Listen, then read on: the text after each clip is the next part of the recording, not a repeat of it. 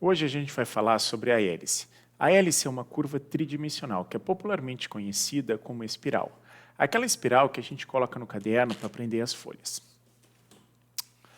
Aqui eu tenho uma hélice solta.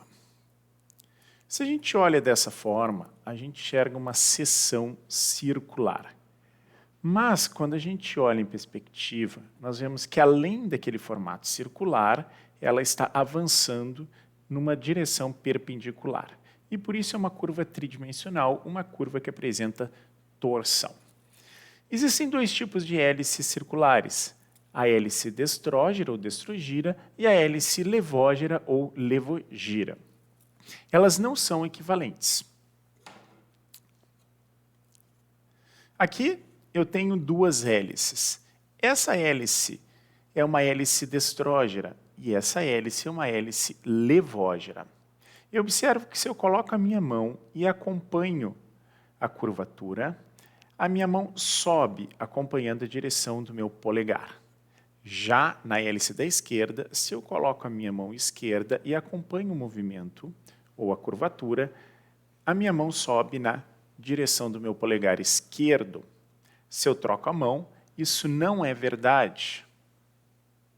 Se eu tento acompanhar com a mão direita essa hélice levógera, o que acontece é que a minha mão está descendo e andando na direção contrária ao polegar. E o mesmo acontece aqui se eu tento acompanhar com a minha mão esquerda.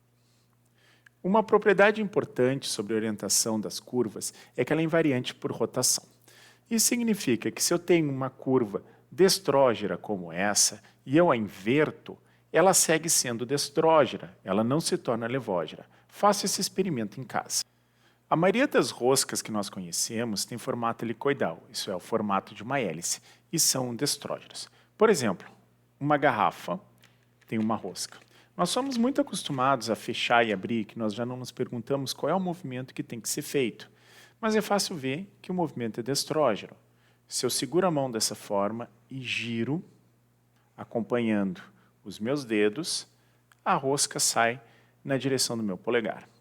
Reciprocamente, se eu coloco lá e giro dessa forma, com o polegar apontando para a garrafa, a rosca entra na direção do meu polegar.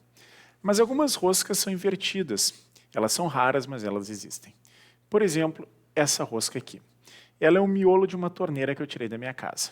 Se eu quiser fechar, eu não posso fazer o movimento usual ao qual estou acostumado. Eu posso girar tanto quanto eu queira que ele não feche. Mas se eu giro no sentido contrário, ele fecha.